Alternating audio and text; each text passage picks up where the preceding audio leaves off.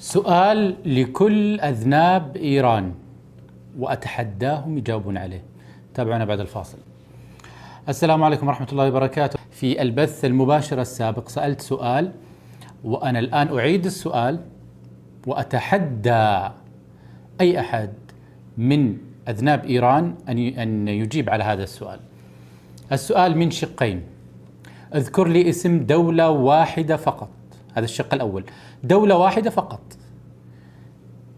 تبعت إيران أو تحالفت مع إيران ووضعها الاقتصادي مستقر ووضعها الاجتماعي مستقر وفيها أمن وفيها استقرار وفيها تقدم. دولة واحدة فقط. الشق الثاني من السؤال: اذكر لي دولة واحدة فقط، دولة واحدة فقط تحالفت مع السعودية ولم ينلها خير من السعودية ولم تتقدم ولم تصبح مستقرة. دولة واحدة فقط.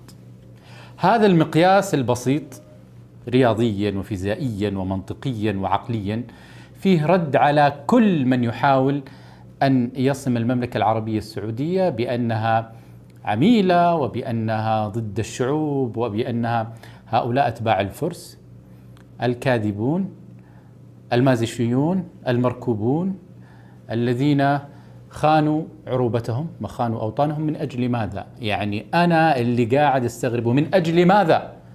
من أجل واحد فارسي ومن دولة فاشلة؟ يا أخي ليتك يعني ضحيت ببلدك مع شيء يسوى يعني، أو بلد محترم أو شيء يرفع الرأس، إلا دولة كهنوتية ثيوقراطية متخلفة فقيرة ما أطعمت شعبها ولا نفعت شعبها، ولها 40 سنة من يوم جات. عرفنا الطائفية وعرفنا الحروب وعرفنا الاقتتال. هذه هي إيران. وأي واحد يدافع عن إيران هو أولا بلا شرف، بلا شرف. أي عربي يدافع عن إيران بلا شرف مباشرة وبلا نخوة وبلا رجولة، وليس عربيا. لأنه اللي يدافع عن الفرس هؤلاء المجرمين هو مجرم مثلهم ويجب أن يجرم من قبل شعبه. شوفوا سووا في العراق، انظر ماذا فعلوا في العراق. أدخلوا داعش.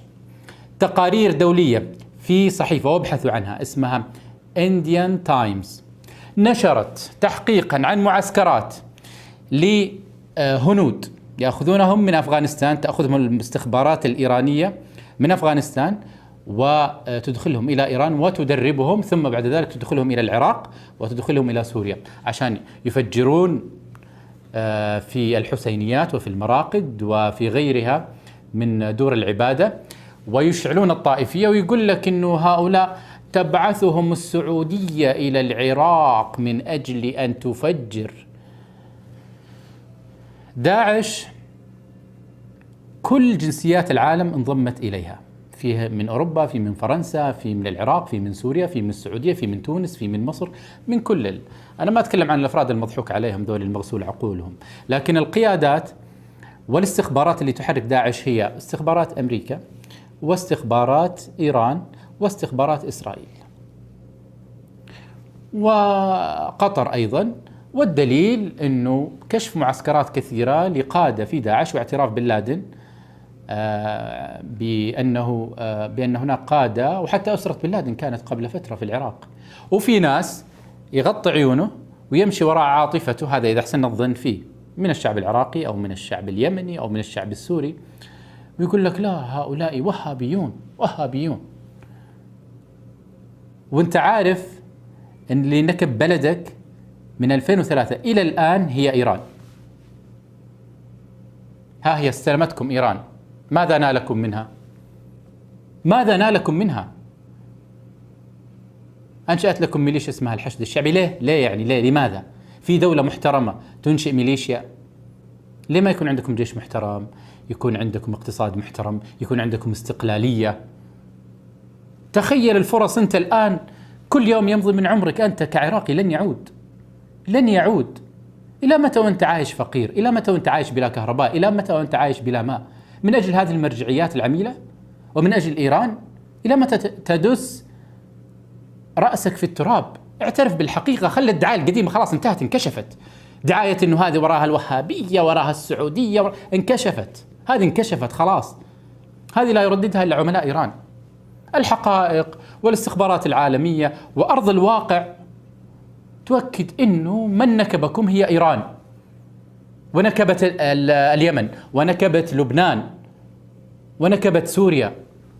وجيب لي دولة واحدة متحالفة مع السعودية حصل فيها كوارث اقتصادية أو أعمال إرهابية أو أصبحت بلا كرامة وبلا هوية. جيب لي دولة واحدة، جيب لي دولة واحدة فقط.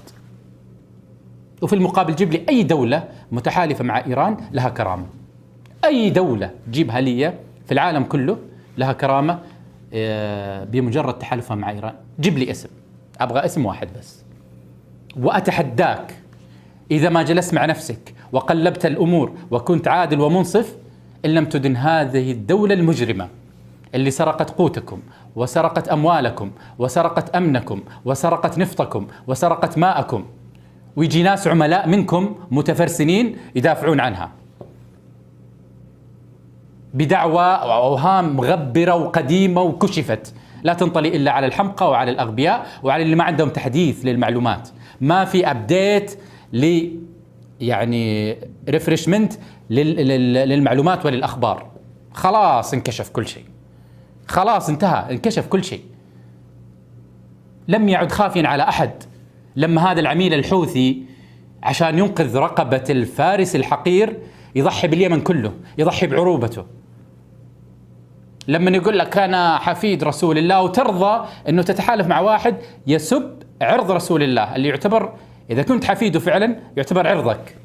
لكن من يكون مع إيران يكون ديوث أساسا بلا كرامة. وهؤلاء الحشد الشعبي الإرهابي ومن يدعمه ومن يؤيده ويكرر نفس الكذب. أنا أشوفه في الردود عندي يكرر نفس الكذب. أنتم ما انفجرتم في العراق. يا أخي روح أنقذ بلدك وخلك من هذه الترهات وهذا الكذب. روح أنقذ بلدك. خلاص الناس وعيوا، الشعب العراقي سنة وشيعة وعوا لهذا الكذب. هذه الدعاية وهذه البروباغندا لن تنطلي على أحد على أساس أنك تفهمنا بأنه هذا داعش وهابية. أكثر من تضرر من داعش هي السعودية، ولكننا قضينا عليها. جيب لي تفجير واحد لداعش في إيران، جيب لي تفجير واحد لداعش في إسرائيل.